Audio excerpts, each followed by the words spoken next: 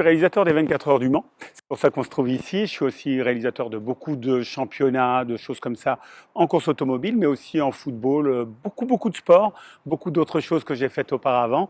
Et ça me donne le droit, le privilège d'être ici sur la pit lane des 24 heures du Mans, où il se passe beaucoup de choses chaque année.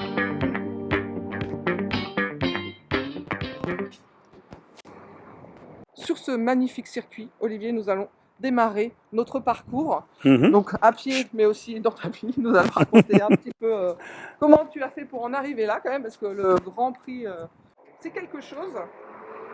Donc je te laisse te présenter. Et On va prendre de la hauteur pour voir passer les voitures. Elles nous gêneront moins quand on les verra, en tout cas à l'image, on comprendra pourquoi ça fait du bruit. Et on va prévenir aussi les internautes pour sauter de temps en temps, c'est pour laisser passer les voitures. D'accord. Alors je suis passé devant, hein, ne tombe pas. Dans l'idée du parcours, en tout cas, j'ai fait une école de réalisation. Puis j'ai fait beaucoup de montage, dans clips vidéo, émissions totalement variées. Je me suis retrouvé truquiste un peu par hasard. J'étais en Belgique sur les débuts de Canal+, en Belgique avec le football. Et donc, de fil en aiguille, je suis arrivé à la réalisation il y a 25 ans maintenant, voire 30 ans. Et j'ai eu de la chance de pouvoir me retrouver sur toute une série d'événements, dont les courses automobiles, qui sont assez rares en fin de compte, parce qu'il n'y en a pas énormément en France. C'est tout de suite à l'international. Donc, j'ai eu beaucoup de chance de pouvoir faire 20 week-ends de courses, voire 30 week-ends de courses par an, ce qui n'est pas facile à gérer, un peu partout dans le monde. Donc, c'était plutôt sympa. Et du coup, tu fais essentiellement du Grand Prix Formule 1, mais en pourcentage, en nombre de réalisations, tu dirais que c'est combien à peu près? Alors, je fais plus de F1. Hein. Ça, c'était à l'époque de TF1, à l'époque où j'allais sur les Grands Prix. J'ai aussi réalisé les Grands Prix de Formule 1 à Manicourt, quand ça s'est terminé. Pour ceux qui se souviennent de ça, c'est il y a une vingtaine d'années où je réalisais le signal international de ces Grands Prix. Mais sinon, maintenant, en course automobile avec l'endurance, le championnat du monde d'endurance, le championnat d'Europe d'endurance, le championnat d'Asie d'endurance, et pendant... Elle passe. Et pendant tout un certain nombre d'années, j'ai beaucoup collaboré avec Eurosport qui produisait aussi des championnats automobiles. Donc avec les championnats de tourisme et autres, c'est vrai que j'ai eu la chance de réaliser des centaines d'heures de course automobile, qui est devenue un peu, par la force des choses, ma spécialité. Mais je réalise vraiment aussi d'autres choses, beaucoup de sports différents, du judo, de l'équitation, le jumping, les courses hippiques. J'ai fait les championnats d'Europe de volley. J'ai vraiment beaucoup de sports différents que je réalise. Prenons l'événement du Mans. Mm-hmm. On ne parlait que de lui, puisqu'on est dans le bruit du Mans. Voilà. Donc, comment ça s'organise un événement comme ça? Quelles sont les étapes, les différentes étapes? Quels sont les défis aussi spécifiques? Alors, la première spécificité des 24 heures du Mans et de la réalisation des 24 heures du Mans, c'est que c'est le producteur, ce n'est pas une chaîne de télévision, c'est l'organisateur lui-même, donc l'Automobile Club de l'Ouest. Et donc, moi, je travaille avec eux directement. Alors, ça a des terribles avantages, c'est qu'ils veulent absolument que leur événement soit très bien filmé. Alors, je ne sais pas si je suis à la hauteur de leurs espérances, mais en tout cas, ça permet de vraiment parler sport quand on prépare ces émissions, en se disant il faudra rendre les choses les mieux possibles. Donc, après une édition, on débriefe très vite, et on se retrouve à la préparation des 24 heures suivantes, une dizaine de mois à l'avance. Et en temps d'heures, tu peux l'évaluer un petit peu ou pas? Moi, je dis toujours que ça prend la partie préparation et production, puisque je fais aussi une partie de la production ici aux 24 heures. Ça prend 60 jours de travail par an à peu près, un petit peu plus sans doute, je n'ai jamais vraiment compté. Et puis, on est sur place une dizaine de jours avant, parce qu'il y a énormément de choses à voir. Bien évidemment, il y a des repérages, il y a tout ce qui est classique pour faire du bon multicaméra, mais ça prend beaucoup de temps. Oui, ça prend beaucoup de temps. Et du coup, par rapport à la réalisation, Le Mans c'est un peu spécifique par rapport à un match de foot où il y a un seul ballon. Là, il y a plusieurs équipes. Comment tu mets ça en place le jour de la réalisation?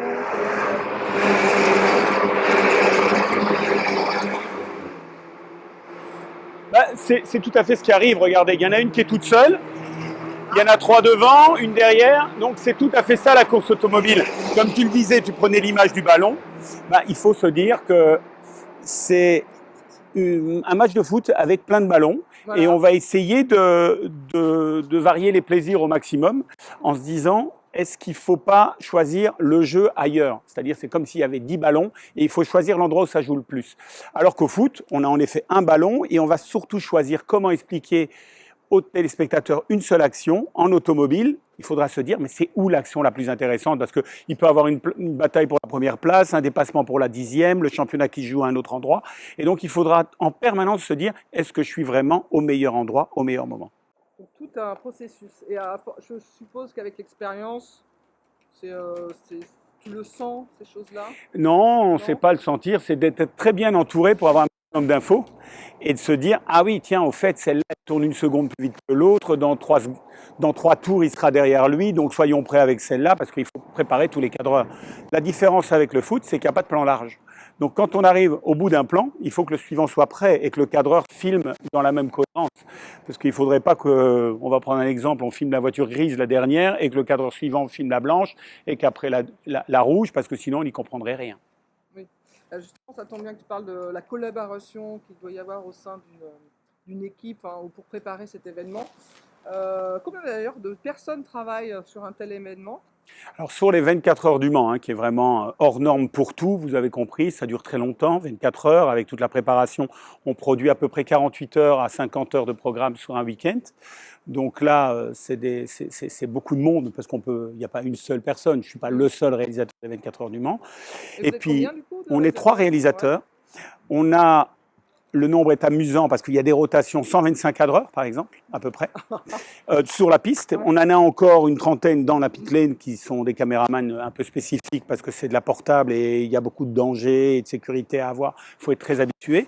Donc au total, avec la technique, toute l'équipe rédactionnelle, on est 450 à peu près sur les 24 heures du Mans. Il y a les producteurs, les équipes techniques. Mais 3 réalisateurs, là je reviens à ça me paraît peu pour 24 heures, non? Le truc des 24 heures, c'est réussir à dormir pour être bon à l'arrivée aussi. Il ne faut pas dire ah, je suis crevé, vous comprendrez bien, vous à la maison, que c'est pas très bon. Donc il faut vraiment jongler avec sa propre fatigue. Et donc ça, c'est pas forcément simple. Donc on est 3 réalisateurs, c'est suffisant. Mais quand je suis arrivé au Mans il y a une vingtaine d'années, moi j'étais un des réalisateurs à cette époque-là, je n'étais pas celui qui mettait l'ensemble du dispositif en place.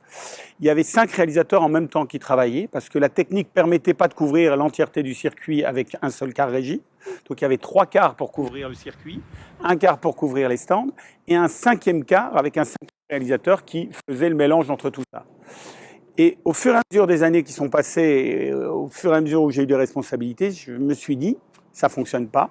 Il faudrait qu'une seule équipe puisse voir l'ensemble de la course, aussi bien ce qui se passe dans les stands et partout sur le circuit. La fibre optique, la technologie nous a aidés.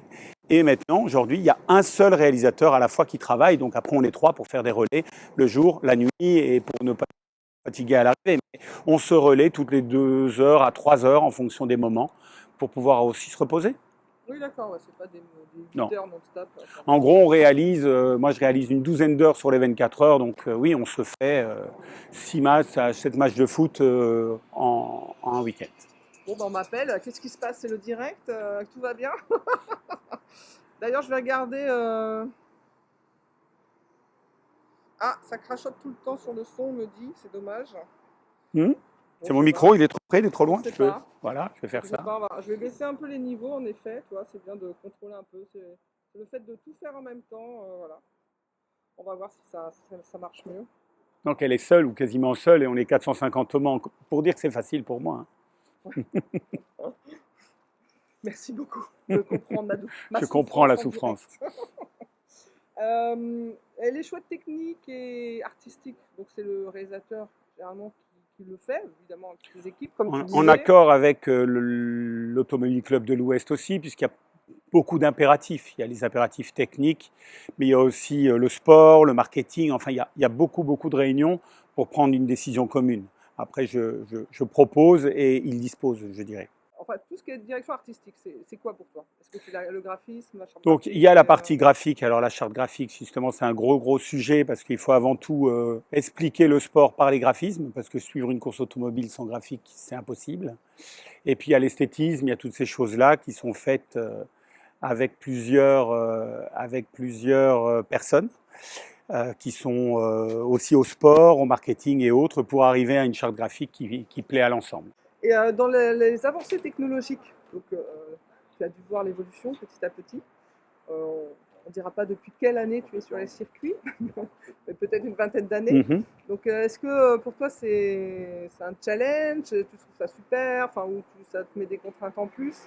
La technologie a totalement évolué. Déjà, la fibre optique qui fait qu'avant, on ne pouvait pas ramener l'image d'une caméra à plus d'1 kilomètre. Aujourd'hui, on en a qui sont à 7-8 kilomètres du quart régie, qui n'est pas très loin d'ici. Donc, il faut imaginer que le circuit fait 14 kilomètres de long. Donc, eux ne prennent pas, hein. Ils font leur tour en 2 minutes, mais ils prennent le petit circuit, le circuit Bugatti. Donc on a beaucoup évolué en pouvant mettre nos caméras où on voulait, alors qu'avant ce n'était pas le cas. On était limité en distance. Et puis il y a énormément d'évolutions. Il faut dire que les voitures de la majorité des courses sont équipées de GPS, on sait où elles se trouvent en permanence. C'est très facile pour nous de les suivre. Et puis on a des caméras dans les voitures maintenant, on a des caméras un peu partout. Donc ça c'est quand même beaucoup plus facile.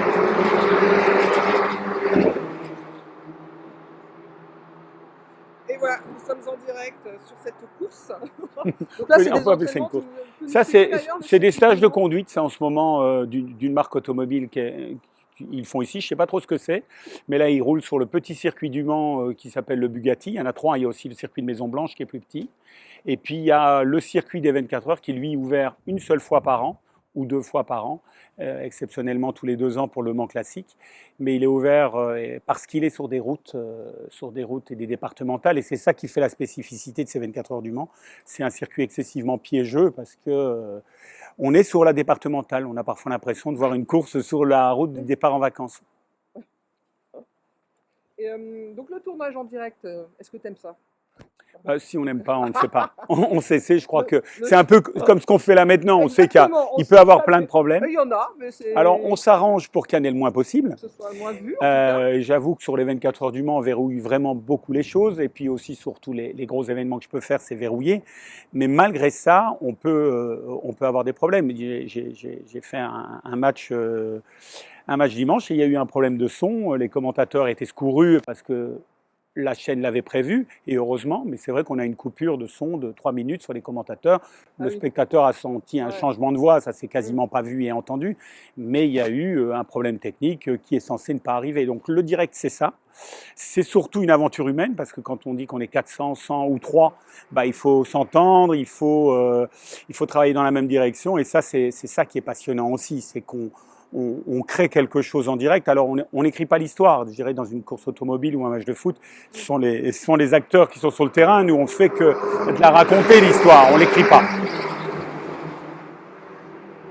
Comme là, dans le langage, on sait qu'on doit intégrer des bruits de voiture. C'est ça, le direct. Du coup, est-ce que tu as des anecdotes à nous raconter sur, est-ce qu'il y a des choses comme ça Alors, sur le direct, sur les coulisses du direct proprement dit, pas trop, si ce n'est que vous pouvez imaginer que parfois, on démarre un direct. J'ai fait un direct un jour où rien ne fonctionnait. Avant l'antenne, et 30 secondes avant, on décide presque de prendre l'antenne ou pas. Ça, c'est assez peu évident, mais ça se passe bien ou ça se passe mal après. Il y a la magie du direct, ça existe. Il fait que ça se passe mieux, mais c'est une phrase que je déteste, parce que souvent, quand ça foire de partout, on dit non, mais ça va aller en direct. Et ça, c'est pas une phrase qu'il faut entendre. Donc les anecdotes en direct, moi, je suis pas friand de ça, parce que il faut que ça se passe bien. Après, il y a tout ce que le spectateur ne voit pas, et heureusement, c'est plus sûr. Après, il y a des choses qui, après, on se dit, on s'en est bien sorti. Des choses drôles en direct, je les perçois pas, parce que on est concentré, on est dans notre sujet. Et l'humour dans ces cas-là n'est pas forcément bien perçu, même s'il y a des images drôles dans les directs.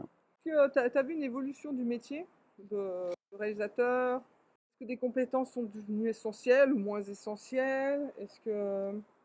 voilà, je te poserai des questions sur les nouvelles générations. Oui, l'évolution du métier, mais heureusement, je dirais, sinon on s'en dirait. Moi, ça fait 30 ans que je fais ce métier, ça fait 30 ans que le matin, je me réveille en me disant qu'est-ce qui va m'arriver, et pas uniquement dans les cars régie, dans les nouveaux projets, dans les nouvelles approches. Vous savez que les technologies ont évolué, hein, la preuve, elle est là. On peut faire un multicaméra maintenant à 4 personnes ou à 3 personnes, et en même temps en faire un à 450.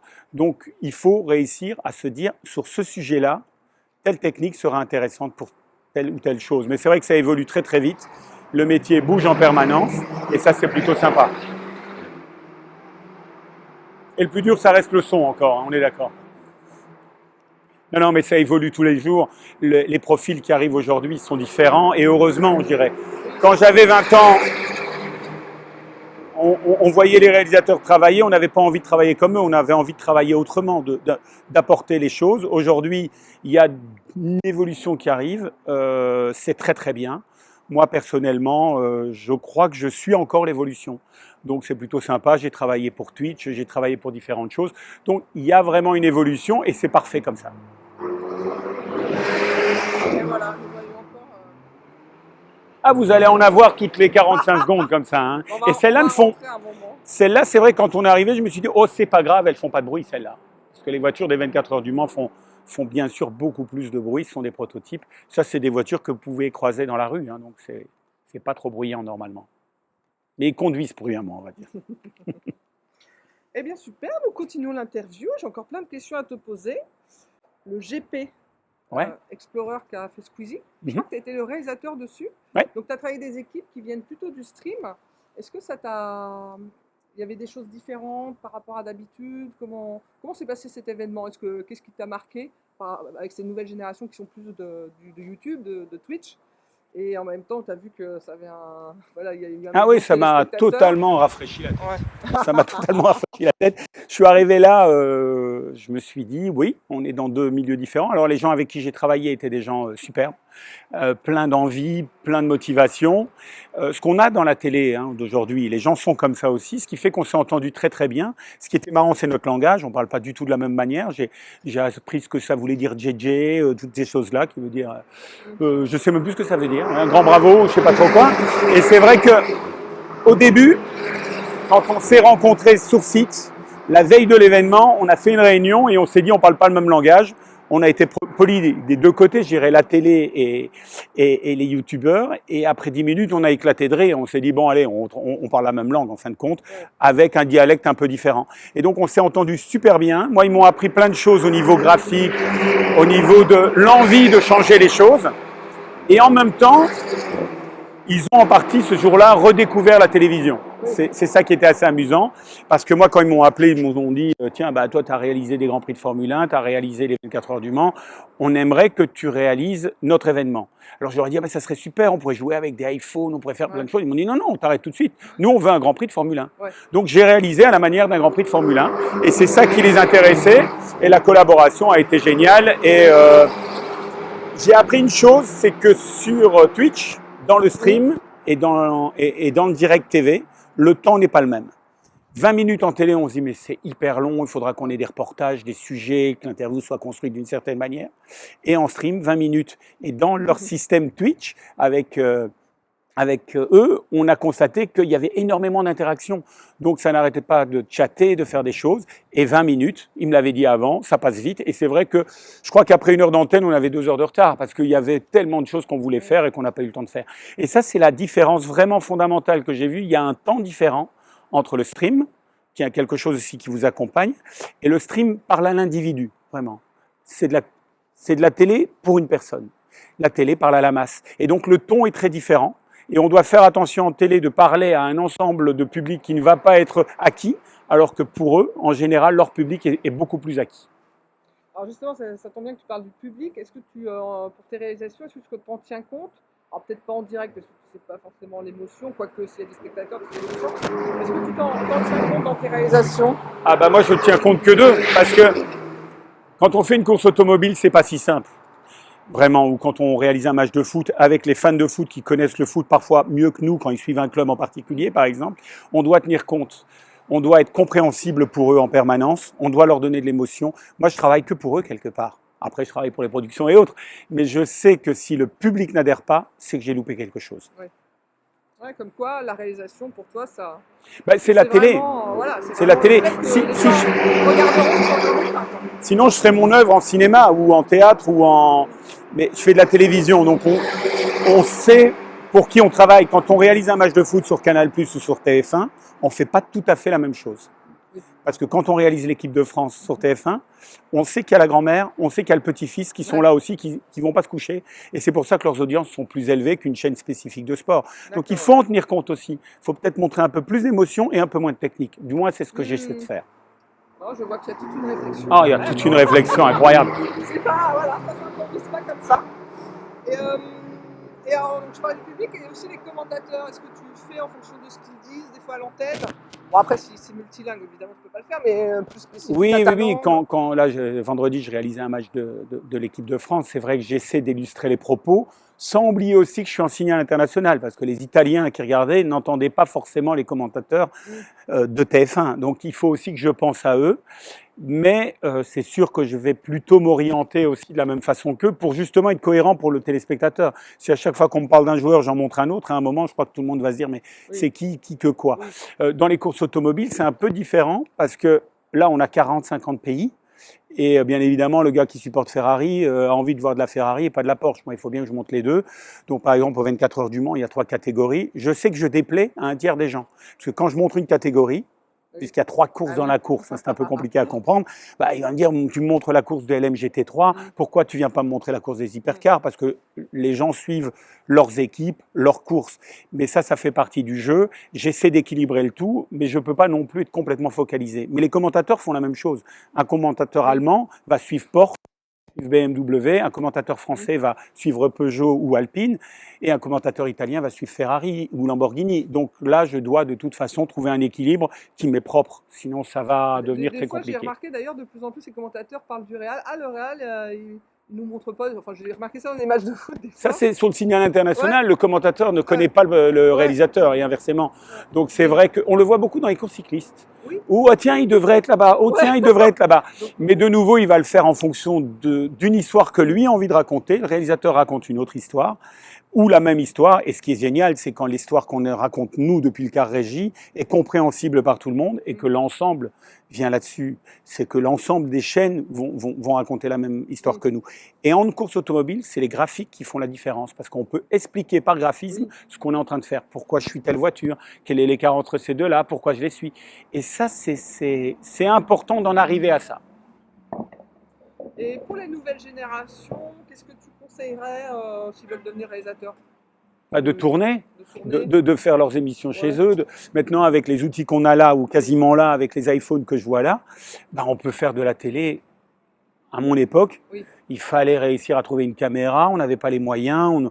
Bon, moi, j'ai fait l'école, on tournait en péloche, on avait 2 bobines pour faire un exercice. Aujourd'hui, on peut faire des exercices tous les jours. Donc, avant tout, le gars qui dit « j'aimerais faire de la télé », qu'il oublie, ou « j'aimerais faire du cinéma », qu'il oublie, qu'il en fasse, il a de quoi faire. Il a de quoi faire. Il a exercer. De toute façon, c'est le fait de... Puis il faut aller au culot, il faut oser, personne ne vous attend.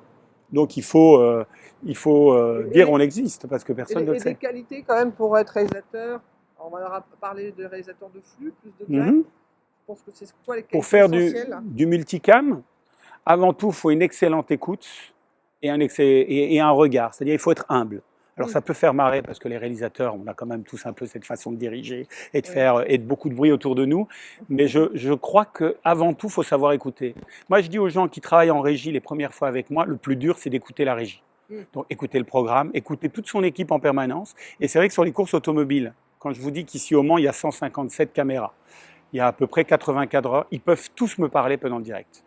Je sais que tout le monde ne fait pas ça, parce qu'eux ont plus d'informations que moi. Et donc, ils peuvent me parler. Alors, ils savent qu'ils ne peuvent pas raconter leur vie, ils savent le moment où ils peuvent, mais il faut savoir écouter avant tout. Mais ce n'est pas que pour réaliser, c'est pour s'intéresser à un sujet. Moi, je n'étais pas un spécialiste de course de course automobile. Quand je suis arrivé, j'ai surtout écouté des spécialistes. J'ai parlé avec des pilotes, j'ai parlé avec des team managers, avec des journalistes qui connaissaient, et c'est eux qui m'ont dit « fais gaffe à ça, fais attention à ça ». Et si je regarde une course que j'ai faite il y a 20 ans, j'avais beaucoup moins écouté, j'étais, à mon avis, moins bien qu'aujourd'hui. Donc il faut avant tout écouter et s'intéresser au sujet, lire sur le sujet. Enfin, moi, ça, c'est ce que je pense. Alors, on va dire, oui, une émission de flux d'un studio, c'est peut-être plus simple, mais même un plan de coupe d'un débat politique, on va le chercher quand on connaît un peu les tendances politiques qu'il y a sur le plateau. Sinon, on va faire un contresens. Et donc, c'est important de toujours s'intéresser au sujet. C'est le numéro 1. La technique, elle est après. Pour moi, elle est vraiment loin derrière. Par contre, il faut maîtriser la technique, savoir ce qu'on peut demander aux autres. Je ne suis pas caméraman, je l'ai été à un moment, mais je ne le suis pas. J'ai été monteur beaucoup plus. Donc, je connais ces boulots. J'ai été truquiste, donc le gars qui s'occupe du fameux mélangeur, là où on choisit les caméras, qui est à côté de moi, dans le car. Mais je lui dis, tiens, je ne sais pas fait. je ne vais pas lui dire « Attends, je te le fais en vitesse ». Parce que pendant que je fais ça, je ne m'intéresse pas à l'essentiel. J'ai fait une école de cinéma. Il y avait un prof d'assistanat réalisation. Ce gars avait été le prof de Costa Gravas et l'assistant de Marcel Carnet. Donc, je suppose qu'il est décédé aujourd'hui. Il s'appelait Malfil, mais j'ai un trou sur son prénom. Et dans son premier cours d'assistanat de réalisation, il nous a dit « Quand vous êtes réalisateur, vous voyez un papier par terre, vous ne le ramassez pas. Parce que vous devez être concentré sur votre film. » J'avais trouvé cette phrase très bizarre quand j'avais 20 ans. Je me dis, oh, mais enfin... Et c'est pas faux. Pendant que je m'occupe de technique, alors qu'il y a un technicien qui va le faire mieux que moi, quand je m'occupe de cadres, bien évidemment, je règle les cadres avec mes cadreurs. Mais après, je leur fais confiance. Parce que pendant qu'ils font ça, je peux faire autre chose. Et je dis souvent aux cadreurs qui travaillent avec moi, je ne suis pas là pour vous babysitter. Mais c'est vraiment ma phrase, ils connaissent, il y a quelques phrases comme ça qui reviennent tout le temps, c'est qu'à un moment donné, j'ai fait un briefing, sur base de ce briefing, ils ont une initiative à prendre. Sinon, c'est dommage. Bon, sur un match de foot, le gars qui fait les plans serrés, il ne va pas passer en large, il a été briefé. N'empêche qu'il peut prendre une initiative là-dedans par rapport à ce qui se dit, par rapport à ce qui se fait. Et c'est comme ça qu'on va plus vite et qu'on a les plans qu'on a besoin. Si on est là pour simplement dire « c'est moi le boss et vous faites ce que je veux », et moi je connais la technique, je connais le cadre, je connais le montage et donc je vais tout vous expliquer, je crois qu'on ne peut pas réaliser les 24 heures du Mans avec 157 caméras, c'est totalement impossible. 157 caméras quand même. Oui, mais je triche un peu, hein. Il y en a quand même beaucoup dans les voitures qui ne sont pas cadrées. Mais enfin, c'est ce qu'on appelle des sources images. Après, on rajoute... Comment tu n'as pas un mélangeur? Enfin, si, tu as un mélangeur de 150... Alors, il y a des choses qui sont pré-mixées. D'accord. Par exemple, quand je dis 157, je triche un peu parce qu'il y a 30 voitures équipées de caméras. Elles en ont 3, donc il y a déjà 90 caméras qui représentent que 30 entrées chez nous. Et après, il y a toutes les caméras, donc, et plus les machines de ralenti, les machines graphiques et autres. Donc oui, le mélangeur où on a tendance de pousser sur une ligne, bah là, on pousse sur 4 lignes. C'est pas moi qui commute aux 24 heures du Mans. Il y a trop de boutons. Et je crois que là, c'est nouveau. Si je m'occupais des boutons, je devrais regarder mes doigts. Et je préfère regarder, pas perdre de temps à ça et regarder les images. Bah d'ailleurs, je sais que c'est très... En Angleterre, les réalisateurs sont souvent derrière à commander. Et nous, en France, on a plutôt cette politique d'être toujours encore au bouton. Mais c'est vrai que ça... Mais je vais me contredire, parce que être au bouton, c'est moins fatigant. Parce qu'on parle moins. Parce qu'on ne dit pas ce qu'on veut. Et donc, sur d'autres courses automobiles, style le championnat du monde d'endurance, je commute moi-même. Là, on est à une moyenne d'une quarantaine, une cinquantaine, une soixantaine de sources images. Là, je le fais moi-même parce que ça m'évite de toujours vous dire ce que j'ai envie. Donc, comme c'est long et que c'est là, on fait, pour le coup, je fais 7 heures d'affilée ou 10 heures d'affilée parfois tout seul.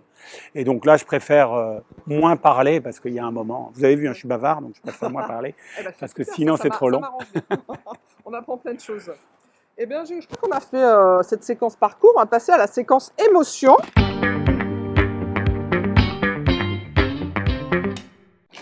Je regarde tes doigts pour voir quand on a quitté le jingle.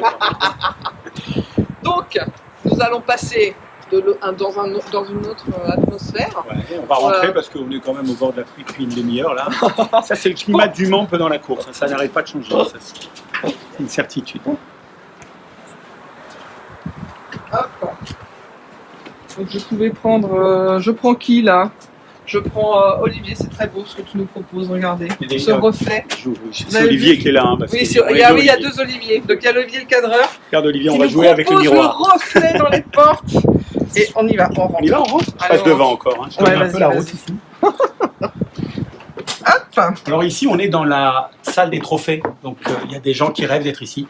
Parce que ça veut dire qu'ils ont bien bossé pendant des vingtaines d'années, des dizaines d'années. Ils ont gagné le Mans. Et ils se retrouvent ici à la fin de la course où il y a un monde fou. C'est un endroit où nous aussi, on a des caméras. Si on parle réalisation, on arrive à avoir une caméra portable, tellement le lieu est prisé, il faut se battre des mois avant. Heureusement, avec la CO, on se parle bien. Mais c'est vrai qu'avoir une personne ici, dans ce lieu, avec du son et autres, c'est pas facile à avoir. Alors, on a planqué quelques petites remotes en plus. Je crois que le trou qui est là, c'est encore un trou qu'on a fait nous. Et qu'on n'a pas bouché, on va se faire tuer. Et parce qu'on positionne là une caméra qui est télécommandée pour aussi prendre ce moment qui dure peut-être 3 minutes dans le direct, mais qui est un moment plein d'émotions. Moi, c'est l'émotion qui compte, hein, vous l'avez compris. Ah, l'émotion, bah justement, je suis dans la séquence émotion. Je sais pas du tout par où je suis filmé. Voilà, bah, on va te filmer un peu par derrière, là, on va nous voir rentrer dans le couloir et je vais reprendre celle de devant. Voilà, on dit en direct ce qui se passe. Bah alors je me recoiffe, on est rentré. Parce que ce que j'aime bien, c'est que les gens, ils savent avec ce système, comme je réalise, j'interviewe en même temps. D'accord. C'est complexe. Hop, donc nous passons dans une salle. Tu vas nous expliquer quelle est cette salle. Oui, ça mérite d'être expliqué parce qu'il n'y a vraiment pas beaucoup de monde qui on va monter, vas-y, monte. Ouais. Ici, c'est la direction de course du circuit du Mans. Alors là, il est en configuration très simple parce que c'est simplement quelques cours de conduite qui sont donnés. Mais pendant les 24 heures, ici, on va avoir une quarantaine de personnes. Perso, on est très peu à pouvoir rentrer. Et si je parlais comme ça pendant les 24 heures du Mans, à ce niveau-là, je crois qu'on m'éjecte tellement ils sont concentrés parce que c'est ici que toute la sécurité de la course, tout l'arbitrage de la course se fait, du moins en grande partie. C'est ici qu'il faut parfois décider d'envoyer en cas d'accident, des secours, des choses comme ça. Bon, ça arrive pas tout le temps, mais c'est vraiment l'endroit qui va assurer que la course se déroule le mieux possible. Et ils ont des caméras comme nous. Voilà. Alors, ils nous regardent beaucoup aussi et on collabore vraiment ensemble puisque le directeur de course se sert aussi de nos images de télévision. Et parfois, on se parle pendant le direct où il me dit tiens, je vais par exemple annoncer l'équivalent d'un carton rouge ou d'un carton jaune au football. Lui, il va dire on va mettre un stop and go, ça veut dire que la voiture doit rentrer au stand parce qu'elle est punie, parce qu'elle a fait une connerie. Le pilote, pas la voiture. Et il rentre pendant 30 secondes, 20 secondes, enfin il y a différentes sanctions qui sont possibles. Et pour éviter tout problème, il me dit tiens, je vais annoncer ça, parce que parfois il y a un temps de réflexion. Si tu as le ralenti de telles choses, lance-le en même temps que moi. Alors on se synchronise et comme ça, personne ne discute. C'est vraiment une forme d'arbitrage vidéo qui se fait aussi sur les courses automobiles. D'accord. Quels sont les moments mémorables que tu as déjà vécu en coulisses? Alors tu as peut-être déjà un peu évoqué. Alors en coulisses, pas énormément, mais il y a des événements mémorables. On a la chance d'être sur des événements incroyables. Donc on a beaucoup d'émotions quand on est en régie. La seule difficulté, et je parlerai d'un truc qui m'est arrivé à la Coupe d'Afrique des Nations, où c'était la Côte d'Ivoire qui se qualifie. Et ils sont dans le vestiaire après le match. Et ils appellent le président du pays pour avoir la prime de match. Et ils crient président, président. Et il y a l'assistant réalisateur qui était pour moi dans ces vestiaires avec le caméraman. Bah, ils ont pleuré, ils avaient la chair de poule parce qu'ils vivent un moment incroyable. Se dire qu'on est là en plein milieu de ce vestiaire tout à fait heureux. Nous, on a une émotion, mais on est quand même toujours devant un écran de télévision. Et donc, c'est vrai que les grandes émotions, on se rend compte qu'on est en train de vivre un truc très, très important, mais on a une émotion de professionnel. Donc, elle est quand même très refroidie. Et je dis souvent qu'un réalisateur trop passionné du sujet qu'il filme pourrait faire des erreurs. Oui. Donc il faut rester distant, même quand on trouve que l'événement est incroyable. On sort des Jeux Olympiques, c'est sûr que j'ai devant ma télé, j'ai vu des tonnes d'émotions. Et il devait avoir... Mais je les ai vécues presque plus que si j'étais aux commandes, je crois. Justement, tu parles des Jeux Olympiques. Qu'est-ce que tu aurais eu une idée en toi, en plus, en tant que Français, Parisien, par rapport à ce qui a été fait à la cérémonie d'ouverture? Ah, la cérémonie. Ouais, c'est difficile de parler de cette cérémonie d'ouverture qui s'est faite quand même. Ça s'était jamais fait. Ils n'ont pas eu de répétition et ils ont eu, tout le monde le sait, une météo incroyable. Donc je ne sais pas comment ils ont travaillé vraiment. Alors j'en ai entendu parler. Je crois qu'il était peut-être impossible à un seul réalisateur de la réaliser. Oui. Donc on a souvent parlé qu'il y avait un réalisateur, je ne sais pas qui c'est, et je crois qu'il a fait tout ce qu'il pouvait avec cette météo. Peut-être qu'ils auraient pu faire un peu mieux ou moins bien, je ne sais pas, en travaillant avec plusieurs réalisateurs qui auraient été en charge de partie de cette cérémonie plutôt que d'un ensemble, même s'il fallait un boss, mais d'avoir peut-être des sortes d'ateliers, un peu comme on le fait en athlétisme, où il y a un réalisateur qui fait l'ensemble, et puis il y en a un qui fait la track, il y en a qui font les sauts, il y en a qui font les lancers, pour pouvoir être au maximum et presque concurrents les uns des autres pour arriver à une émulation qui aurait été intéressante. Et est-ce qu'il y a une rencontre professionnelle qui t'a marqué? Il y a un gars à qui je dois beaucoup de choses parce que c'est lui qui m'a mis sur les courses automobiles et cette rencontre a été malheureusement trop courte. C'est Georges Geoffrey qui a été un grand réalisateur de courses automobiles. Il se fait que par hasard on s'est rencontrés alors que je réalisais une course où on m'avait dit il va être là, il vient, il va te remplacer l'année prochaine et tout. Tout le monde m'avait fait un portrait horrible. Il est arrivé, c'était quelqu'un qui était bien plus âgé que moi à l'époque et qui m'a dit explique-moi ce que tu as mis au point et tout. Ah oui, on est parti en scooter sur un circuit. Ça a été un grand moment d'échange. Et puis à la fin de cette course qui était les 24 heures de Spa-Francorchamps, il y a très longtemps, c'était en Belgique. Et à la fin de cette course, il m'a demandé si j'avais le temps de boire un verre avec lui et le producteur de l'époque, qui était Noël Carl, aussi, qui est quelqu'un à qui je dois quelque chose dans ce métier dans l'automobile, qui a été après producteur chez Eurosport et TF1, et c'est lui qui m'a fait réaliser les Grands Prix de Formule 1. Et ces deux personnes-là m'ont proposé ce jour-là de travailler avec eux. Il se fait que Georges, avec qui j'ai eu un super contact ce week-end-là, est décédé quelques mois plus tard et j'ai travaillé tout seul sans lui, c'était très bizarre. Et c'était pour moi celui qui comprenait le mieux les courses automobiles à l'époque. Donc avec un après-midi d'échange incroyable, j'ai l'impression que j'ai appris plus que dans X années de travail. Est-ce que ce métier t'a rendu la vie différente? Oui, parce que c'est un accélérateur. Alors moi, je viens d'une petite ville à la frontière franco-belge qui est un mélange entre Moucron, la Belgique, et Tourcoing, la France, parce que le jardin était en France et la maison en Belgique. On n'est pas prédestiné à se retrouver sur des grands événements sportifs, on n'est pas prédestiné à faire la télévision. J'ai toujours voulu faire ça, donc après j'ai fait une école et autres, et j'ai constaté que c'était un fameux accélérateur de rencontre. Ça permet de gagner énormément de temps. Quand je me retrouve dans un pays, là je pars au Japon dans 2 jours, je sais que je vais retrouver une équipe japonaise que je connais et qui me parle de ce pays différemment que si je débarquais en touriste. Et ça a été comme ça dans plein de milieux aussi. L'automobile, on en parle depuis un moment, mais dans tous les sports, pouvoir manger avec Juste Fontaine, grand footballeur qui est un nom mythique, pouvoir côtoyer Teddy Riner sur un tournoi de judo parce que la fédération de judo me propose de réaliser le Grand Slam de Paris, on finit par se rencontrer, même si on n'a pas d'échange, mais il y a quelque chose qui se passe. Et ça, c'est vraiment un accélérateur. Faire la même chose sans ce métier, je crois que je devrais vivre beaucoup plus longtemps. Je crois que nous avons fini l'essentiel des questions. Est-ce que tu as quelque chose que tu aimerais rajouter, qu'on n'a peut-être pas évoqué pour nos internautes? Je crois qu'il y avait un quiz, donc on va voir s'il y a le résultat du quiz. Je reviendrai après le jingle interaction. Donc je préviens les internautes, ça te laisse un petit peu de temps pour réfléchir si jamais il y a quelque chose que tu veux rajouter. Ah ben non, moi la seule chose que je veux rajouter, c'est que ce système est absolument dingue, que ça doit être impossible de réaliser, de poser des questions et tout. Je galère. Alors je t'avoue que j'ai fait une émission où j'avais pas le harnais. Et tout le monde m'a dit, mais non, c'était vachement mieux, on aime bien te voir galérer. Ah oui, mais la galère, c'est... J'ai fait ok, d'accord. Comment on a compris que c'était en direct? Voilà, on a compris que c'était en direct. Non, et le direct fait quelque chose. Mais moi, voilà, c'est que je veux montrer à chaque fois que c'est authentique et que c'est pas grave s'il y a des petits couacs. Après, on peut toujours refaire du montage pour faire des petits éléments sur les réseaux. Mais moi, ce que j'aime par-dessus tout, c'est partager un moment ensemble et que les gens se posent. Toi, un peu plus comme le streaming que tu évoquais tout à l'heure. Ça apporte ça, c'est qu'on peut se poser et puis prendre un peu plus de temps de discussion. C'est la différence entre la télé et le stream. Oui, voilà. Le stream, les podcasts, c'est la même chose. Oui. Je vois, il y a des gens qui me disent je fais un podcast de 20 et mon sujet en radio va faire 1 minute. Donc, ça, c'est sûr que c'est différent. Eh ben, je vais passer au petit jingle interaction.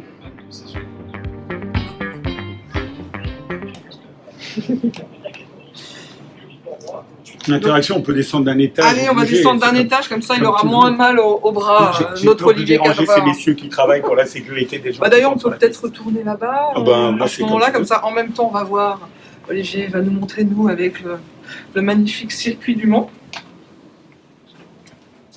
Et je vais regarder si, à distance, en régie, il y a des questions ou pas. J'ai mis une question dans le chat.